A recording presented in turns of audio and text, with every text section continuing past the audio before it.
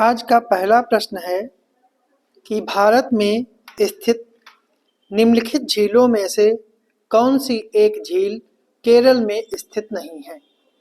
Option है वेम्बनाड झील, पेरियार झील, अष्टमुडी झील या फिर कोलेरू झील। मतलब कौन सी झील जो है वो केरल में स्थित जो है वो नहीं है, केरल के बाहर स्थित है। तो इसका जो सही जो आंसर है वो आपका है डी ऑप्शन, कोलेरू झील। कोलेरू झील जो है वो केरल में नहीं है, ठीक है। और कोलेरू झील जो है वो आपकी आंध्र प्रदेश में स्थित है, आंध्र प्रदेश में स्थित है, ठीक है। अगला प्रश्न है कि निम्नलिखित में वन्यजीव अभयारण्यों में से कौन सा एक सफेद भालू के संरक्षण के लिए जाना जाता है। जलदापारा, घाटप्रभा, दाची-ग्राम या फिर मरीन पार्क। तो जो इसका सही जो आंसर है वो आपका है सी ऑप्शन, दाची-गाम। दाची-गाम जो अभयारण्य है वो आपका जम्मू कश्मीर में है, ठीक है। और यह सफेद भालू के संरक्षण के लिए प्रमुख रूप से जाना जाता है। अगला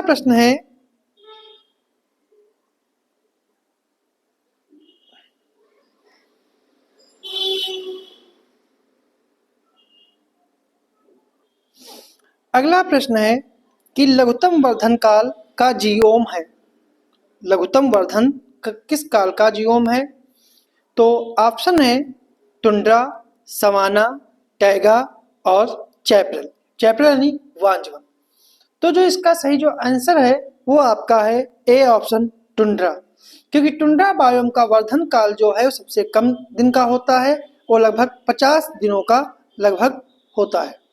इस बायोम का विस्तार ध्रुवीय क्षेत्र में पाया जाता है, जहां वर्ष भर सूर्य का तापमान और सूर्य का प्रकाश दोनों का अभाव रहता है, जिस कारण यहाँ की वनस्पति का विकास भी न्यूनतम होता है। अगला प्रश्न है निम्नलिखित पारिस्थितिकी तंत्रों का वर्गीकरण करें कि टैगा, उष्णकटिबंधीय सदापर्णी, उष्णकटिबंधीय पर्णपाती, टुंड्रा। इन परिस्थिति तंत्रों में वर्गीकरण के एल्बिडो मूल्य का घटता क्रम है 1-4-3-2, 4-1-3-2, 4-1-2-3 या 1-4-2-3। तो जो इसका सही जो आंसर है वो आपका है बी ऑप्शन, 4-1-3-2। क्योंकि परितंत्र के अनुसार एल्बिडो मूल्य का घटता क्रम टुंड्रा, टैगा, उष्णकटिबंधीय पर्णपाती वन, उष्णकटिबंधीय सदाहर वन है। अगला प्रश्न है कि पारिस्थितिकी निकट के संदर्भ में कौन सा कथन असत्य है। कि निकट एक सूक्ष्म निवास होता है। दूसरा, पारिस्थितिकी निकट शब्द का सबसे पहले प्रयोग ग्रीनेल्स ने किया था। तीसरा है एक निकट में पौधों एवं जीवों के विभिन्न प्रकार की जातियां उपजातियां एक साथ निवास करती हैं। और डी ऑप्शन है किसी निकट में रहने वाली जाति दूसरे निकट में निवास करने वाली जाति की पूरक होती है। तो कौन सा कथन जो है वो असत्य है। तो इसका सही जो आंसर है वो आपका है सी ऑप्शन। ऐसा इसलिए है क्योंकि निकट एक सूक्ष्म आवास होता है जिसमें पौधों और जीवों की एक प्रकार की ही जाति उपजाति निवास करती है, बाकी जो हैं सभी कथन सत्य हैं। अगला प्रश्न है कि निम्नलिखित कथनों पर विचार करें कि पारिस्थितिकी तंत्र में ऊर्जा का स्थानांतरण चक्रीय होता है और ऊर्जा स्थानांतरण के 10% का नियम लिंडमान ने दिया था। तो कौन असत्य कथन चयन करना है, केवल एक, केवल दो, दोनों या फिर दोनों नहीं। जिसका सही जो आंसर है वो आपका है ए ऑप्शन। पहला कथन जो है असत्य है और दूसरा कथन जो है सत्य है, क्योंकि पारिस्थितिकी तंत्र में ऊर्जा का स्थानांतरण जो है वो चक्रीय नहीं होता है, वह एक दिशीय होता है। एक दिशा में ही इसका चक्रण होता है, ना कि चक्रीय होता है। अगला प्रश्न है बाघ संरक्षण पर पहला एशिया मंत्री स्तरीय सम्मेलन थाईलैंड के हुआहिन में आयोजित किया गया। कब? 2005 में, 2010 में, 2014 में या 2012 में। जो इसका सही जो आंसर है वो आपका है बी ऑप्शन, 2010 में। क्योंकि बाघ संरक्षण का पहला एशियाई मंत्री स्तरीय सम्मेलन 2010 में थाईलैंड में हुआ। दूसरा सम्मेलन 2012 में भूटान में हुआ। तीसरा सम्मेलन 2016 में भारत में हुआ और चौथा सम्मेलन जो है जनवरी 2022 में मलेशिया में हुआ। और जो मलेशिया वाला जो सम्मेलन है यह वर्चुअल हुआ था। ठीक है, जो टाइगर ग्लोबल टाइगर फोरम के नाम से जाने जाते हैं। अगला प्रश्न है कि निम्न पर विचार करें कि एल्युमिनियम कृषि उत्पादित अपशिष्ट आर्सेनिक उपरोक्त में से कौन से जैव अनिम्नीकरण प्रदूषक हैं? 1 और 3, 2 और 3, 1 और 2 या फिर उपरोक्त सभी। तो जो इसका सही जो आंसर है वो आपका है ए ऑप्शन 1 और 3, पहला और तीसरा। कृषि उत्पादित अपशिष्ट जो हैं वो अनिम्नीकरण प्रदूषक में नहीं आते हैं। जैव अनिम्नीकरण प्रदूषक जो हैं आसानी से सरल उत्पादों में परिवर्तित नहीं हो पाते हैं, जैसे डीडीटी, कीटनाशी, एल्युमिनियम और आर्सेनिक। अगला प्रश्न है कि निम्नलिखित आर्द्रभूमि स्थलों में से कौन सा एक ब्यास एवं सतलज नदी के संगम पर स्थित है? हल्के आर्द्रभूमि, केवलादेव, भितरकनिका या फिर कोलेरू। जिसका सही जो आंसर है वो आपका है ए ऑप्शन हल्के आर्द्रभूमि। हल्के आर्द्रभूमि ब्यास और सतलुज नदी के संगम पर स्थित है। अगला प्रश्न है निम्नलिखित वन्य जीव युग्मों में से कौन सा एक सही सुमेलित नहीं है? वन्य जीव संरक्षण अधिनियम 1972, वन संरक्षण अधिनियम 1980, पर्यावरण संरक्षण अधिनियम 1986, जैव विविधता अधिनियम 2000। तो जिसका सही जो आंसर है वो आपका है डी ऑप्शन। ठीक है, जैव विविधता अधिनियम 2000, क्योंकि जैव विविधता अधिनियम जो है वो 2000 में नहीं 2002 में आया था और बाकी जो है सही सुमेलित है। अगला प्रश्न है कि किस वायुमंडलीय परत में संचार उपग्रह अवस्थित किए जाते हैं? स्ट्रेटोस्फीयर, आयनोस्फीयर, टोपोस्फीयर और एक्सोस्फीयर। जो इसका सही जो आंसर है वो आपका है डी ऑप्शन एक्सोस्फीयर, क्योंकि पैटरसन ने वायुमंडल को 5 भागों में बांटा है। सबसे ऊपरी मंडल एक्सोस्फीयर यानी वायुमंडल है। इस मंडल में संचार उपग्रह स्थापित किए जाते हैं। सॉरी,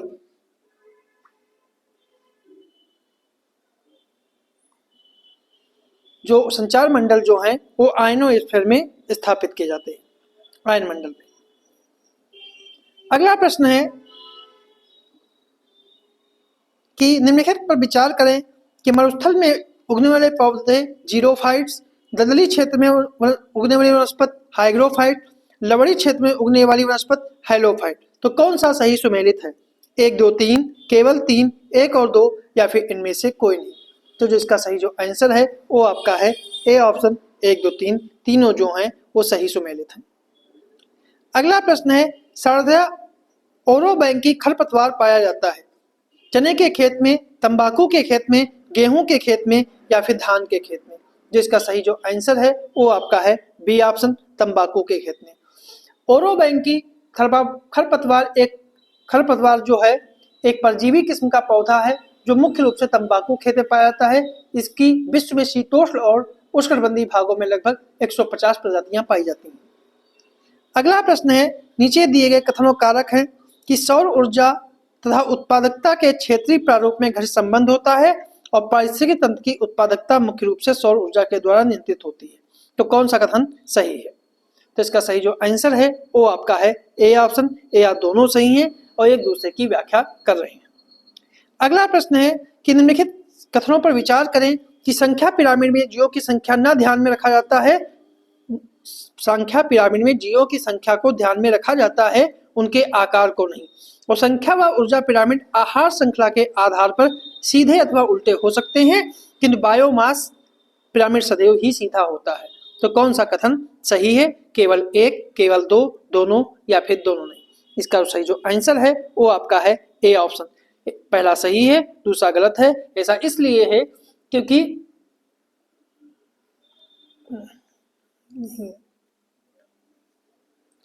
दूसरा कथन असत्य इसलिए है कि संख्या तथा बायोमास पिरामिड आहार श्रृंखला में सीधे अथवा उल्टे हो सकते हैं। आहार श्रृंखला में सीधे अथवा उल्टे हो सकते हैं, किंतु ऊर्जा पिरामिड जो है वो सदैव सीधा होता है। बायोमास पिरामिड नहीं, ऊर्जा पिरामिड जो है वो सदैव सीधा होता है। अगला प्रश्न है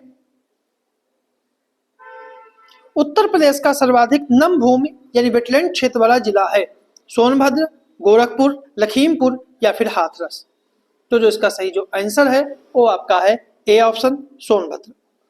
उत्तर प्रदेश का सर्वाधिक नम भूमि क्षेत्र वाला जिला सोनभद्र है, जिसका 5.8% जो है वो नम भूमि है, जबकि सबसे कम नम भूमि वाला जिला जो है बागपत और हाथरस है। अगला प्रश्न है, निम्नलिखित में से कौन सा सही सुमेलित नहीं है? क्षेत्र और मुख्य संसाधन, जिसमें गंगा, मध्य गंगा का मैदान, मृदा संसाधन, मालाबार तट, जल संसाधन, कोलाहान, खनिज संसाधन, कच्छ, वन संसाधन।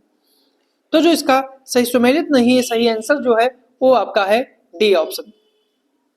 जो कच्छ जो है वो वन संसाधन नहीं है, वह खनिज संसाधन से संबंधित है।